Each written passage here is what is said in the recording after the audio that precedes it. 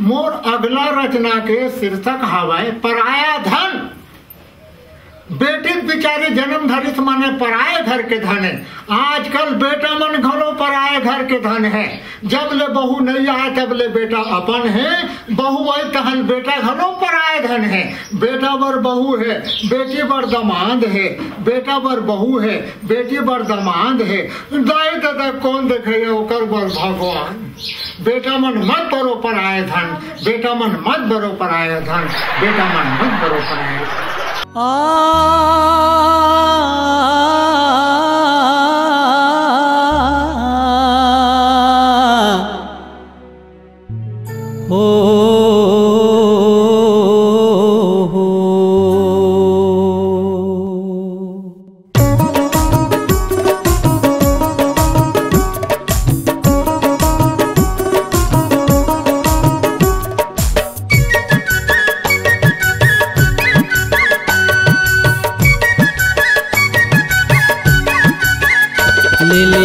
लेले फूल गजरा तोर खोपा माँ लगावे। लेले फूल गजरा तोर खोपा माँ लगावे।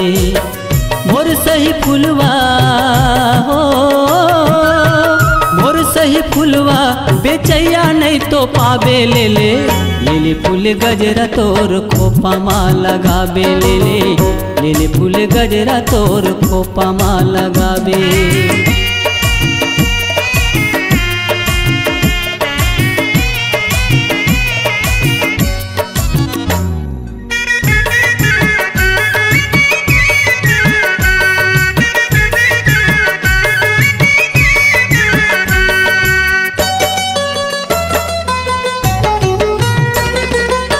टिकटी केवरा के लगा ले बेनी डोर, टिकटी केवरा के लगा ले बेनी डोर। सोरियावत चले आही मायारू धनी तोर। लेले फूल गजरा तोर खोपा माँ लगावे। लेले फूल गजरा तोर खोपा माँ लगावे।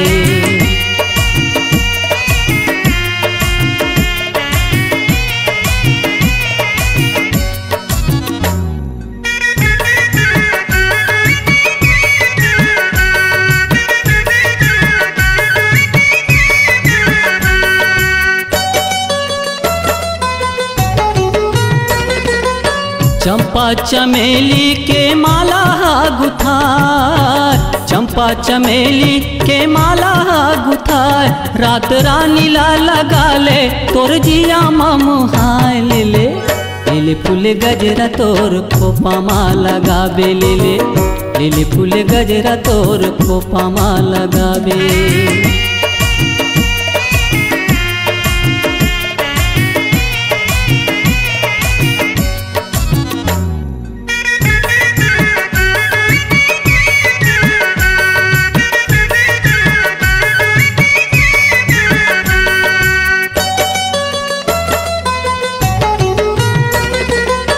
मुंगरा के करधन गोंदा के कंगना हो, मुंगरा के करधन गोंदा के कंगना।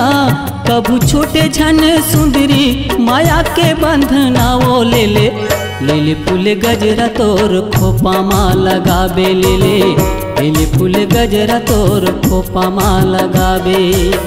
मोर सही फूलवा हो, मोर सही फूलवा बेचैया नहीं तो पावे। लेले फूल गजरा तोर खोपा माँ लगावे।